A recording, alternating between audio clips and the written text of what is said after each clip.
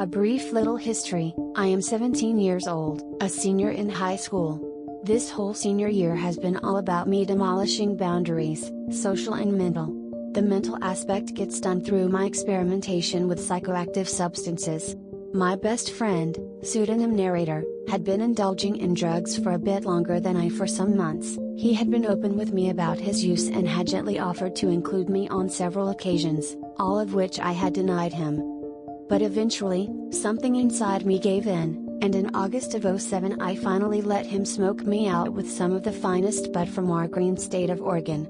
The mind alteration got me hooked, and in a short time I was moving on to many other substances and surpassing him and nearly everyone else I knew in my intake and confidence with all manner of drugs. I quickly realized that my athletic frame, and whatever other factors, allowed me to consume a considerable amount of whatever substance with no adverse effects. I have been lucky enough to have no real bad trips, and any mildly unpleasant ones I tend to be able to redirect into positive territory.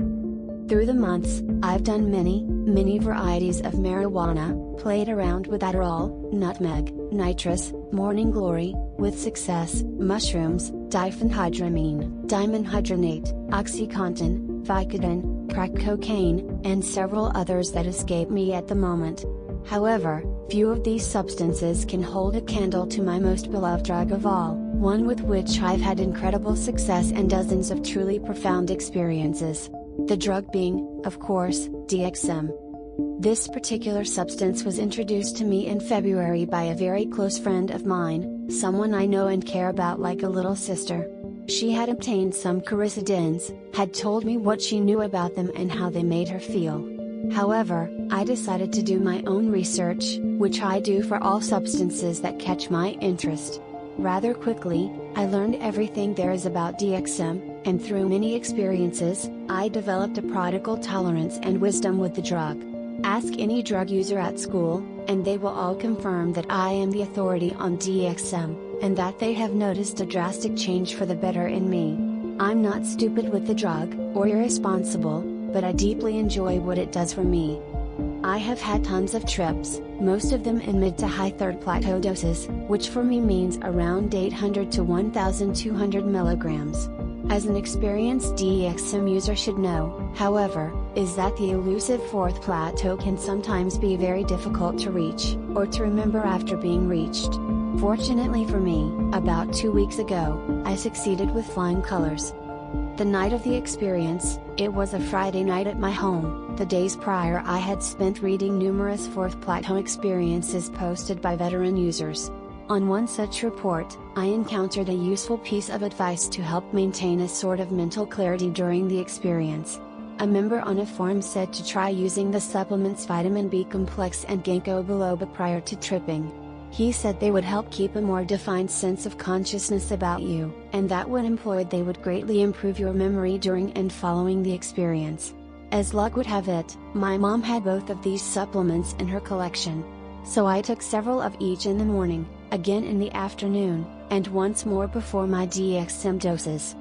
I had 4 bottles of Robitussin long-acting syrup in my possession for the experience, each one containing approximately 360 milligrams of DXM, with no other unpleasant ingredients, of course. At about 7 p.m., I drank 3 of these bottles in quick succession, a total of about 1080 milligrams. This has always been very easy for me. I have never gotten nauseous from any DXM product, which a lot of my friends marvel at. With those 3 down, I munched on an apple to neutralize the taste of the syrup on my tongue, and went out to my living room to watch some basketball. The game ended at around 8:30, and at this time I got up and traveled back to my room. I was feeling a very slight buzz from the alcohol contained in those bottles, maybe 3 shots worth. As far as the DXM, I was starting to feel some of the preliminary indicators, but nothing really noteworthy to me. In my room, I locked my door, turned on my favorite fan and a lamp, opened a decoy book should my mom knock, and rested my eyes while awaiting the bigger effects. By 9 p.m., I was feeling a solid second plateau experience, my signal to take the last remaining Robitussin. I downed it, went to my side table drawer and got one of my mini drug notebooks, and opened it up to a blank page, prepared to write, something I love to do whenever possible. My fourth plateau trip, as I see it, truly began around 10 p.m.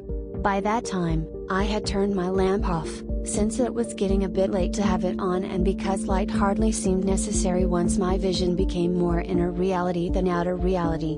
What follows is my memories of my fourth plateau journey. The experience, the way I remember realizing I had entered the fourth plateau is this: for about 30 minutes straight or so, I had been laying down with eyes closed, enthralled with the intense third plateau imagery cascading through my mind. As DXM doses go higher and higher for me, the images in my mind begin to gain more and more definition, starting out as mere vivid ideas, gaining substance with that hard to describe mental sight, until closing my eyes feels like teleporting into a new world of shapes, colors, movement, and actual objects or people standing before me. So I had been off in a consciousness of this sort for a good while, when the feeling of my heart beating woke me out of it. I opened my eyes in reaction, and what I saw amazed me. First of all, the act of opening my eyes had never been so different than this occasion. Opening them was like looking through one of those kaleidoscopic binocular toys and changing the slide on it. It was a drastically choppy and intense experience to open the eyes, not the gentle materializing of reality like normal, but a sudden shift. Once the shift had happened, my eyes focused on my room, which had never looked more bizarre. I have several posters on my wall of basketball players, pictures of waves from different surfing areas, and a few framed records from retro California bands like the Beach Boys and Jen and Dean. The posters and records did not shimmer brilliantly like they often do when I look at them on smaller doses of DXM. Rather, they formed three-dimensional frames of themselves, as they were all duplicated many times upon one another. My stereoscopic vision, which allows the eyes to focus on images and to not see double, was in ruins. I was seeing double in many different fields of vision, so that hanging images on my walls were superimposed many times upon themselves and one another, creating an extremely chaotic sense of seeing. With vision so far removed from its original functions, I blinked several times to try to restore it somewhat. All this did was trigger several other alterations to the things I saw. The posters and records next began to orbit one another in a furious clockwise frenzy. Vision was so utterly crazy, it was very hard to focus the eyes. So I stopped trying. What this did, as I recall, was cause my world around me to begin sinking together into the general middle of my room, like there was a sinkhole on my wall. I decided to try and take inventory of the rest of my room and the changes it had undergone. Turning my attention away from the alarming wall, I gazed up at my ceiling, which I discovered had also changed shape dramatically. It was pointed like a church steeple, and the weirdest part was the actual point at the top wasn't visible because it seemed to stretch up into the heavens. Looking towards my closet, I saw that a little section of wall that protrudes by the corner of my closet towards my door had grown considerably, blocking any view of my door. My window, with the blinds slightly open, appeared gnarled and iridescent. My bed itself appeared to have grown more than double its size, so that my body lay in the middle of a mammoth-sized mattress that struck me more as a sailboat, hence my report's title, than anything else. As I finished taking the scenery of room in, I once again realized that my heart seemed to be beating very fast, similar to how it gets on Adderall rather than DXM. I set to calming it down, by taking in some deep breaths, which I could scarcely feel, and putting my hands upon my chest, trying to soothe it to a more regular beat. Much to my immense shock, when I laid my hands on my chest, I had the distinct sensation of my heart and chest shrinking away to nothingness, until what my hands were on felt like nothing more than a plate. I literally could not feel my heartbeat. I tried touching my leg next, and discovered that it too shrank and disappeared from my senses. That's when I realized that my mind was so disassociated that the feeling coming from my body was more delusion than anything else. It didn't alarm me, being alarmed was kind of past my mental capacity. Instead, this feeling of detachment from body feeling kind of comforted me. I still had the presence of mind to remember that I had taken DXM and that what I was experiencing was undoubtedly some fourth plateau sensations. The next thing I remember from this period was the fan operating dependably on the side of the bed. I didn't actually look at it as movement of the neck was out of the question, but I suddenly became very aware of the noise of it. Only the sounds coming from it no longer resembled what I would associate with a fan at all. Instead, it produced incredible varied and involved guitar-like noises, complex and totally alien to me. I still have no explanation as to how I managed to hear such sounds that I have never before heard.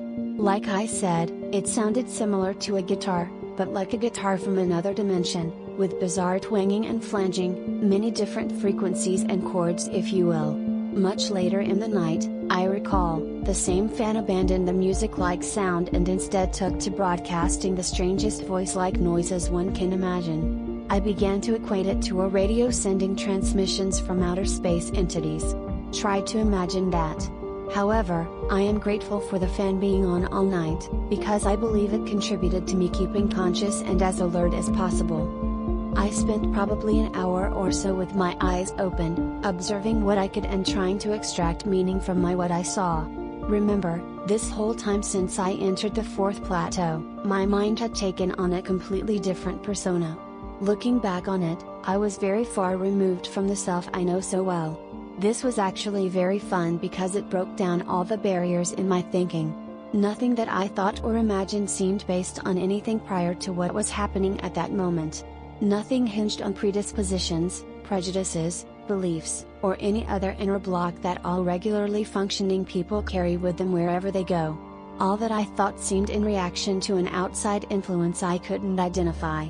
A mind so very free of all restraints, that it wanders lost. In such a state, it can be hard to keep focus with some things. In a way, it's like being a newborn baby, where every experience out there seems new and profound and infinitely deep. This results in a short attention span of sorts. I soon found myself back in my mind, in vivid worlds and systems of delusional thinking. Soon, the barrier between inner and outer reality seemed to vanish as the difference between eyes open and closed became irrelevant. I began to experience what I would later term the China doll effect, in which my mind would have an imagination, and within that imagination would form a new, deeper delusion. Within that delusion, I would discover another, even deeper imagination, hallucination, dream, whatever you would like to call it. After enough of these, I would find myself in a deeply multi-layered false reality, further removed from true existence than ever in my life. True reality held no consequence, and the realities I experienced, although often rather abstract or otherwise impossible to articulate, seemed infinitely deeper and more eternally preserved than what human existence amounts to. This made me begin to reevaluate the concept of heaven entirely. It seems that most people view heaven as a paradise-like extension of life on earth, with people walking around with everlasting joy, with all the possessions and sources of joy they have always longed for.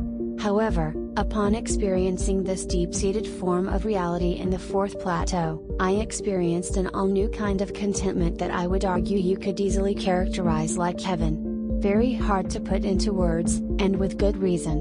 Wouldn't it be reasonable to think that a state of heaven, nirvana, whatever, would defy description in this way? I also happen to believe that this sort of state is the one that commonly occurs at the fourth plateau, but that often becomes forgotten when the experience has ended due to its rich complexity. However, the ginkgo biloba, said to heighten mental focus and processing, and the vitamin B complex, said to improve vision and similar brain mechanisms, seem to do the trick in allowing me to retain that part of the experience.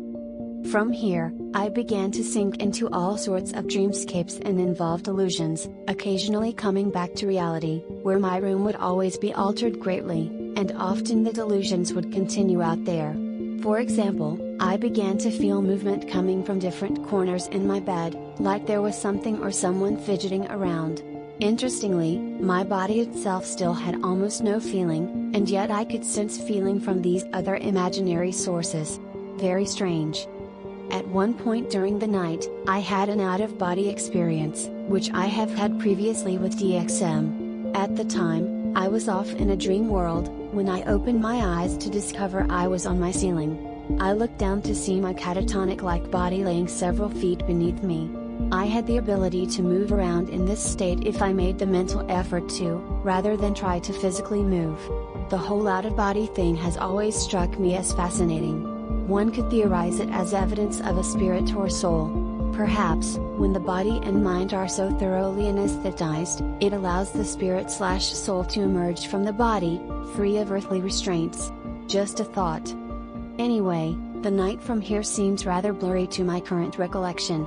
What I do remember, amazingly, was that the night seemed to encompass several days. Seriously. I remember waking once and thinking it might have all been a dream, until I noticed the tamper-evident rings from the Robitussin bottles I had on my thumbs.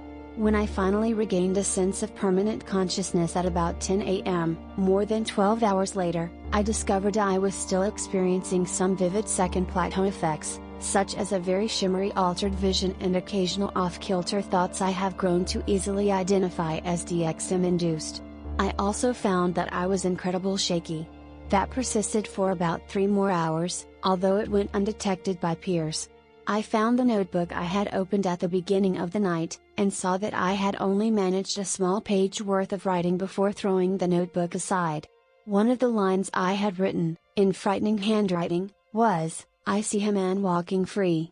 Walking free out of a pool, out of a planet, out of a brain. This man brings me peace of mind, I admire him greatly." Lol, funny stuff. I sat back and reflected on the night for much of that day. I had some great epiphanies and experiences, although some of them have faded into ambiguity with time. But my sense of heavenly China doll reality remains, as does some of the craziest hallucinations this side of diphenhydramine. JK, those suck.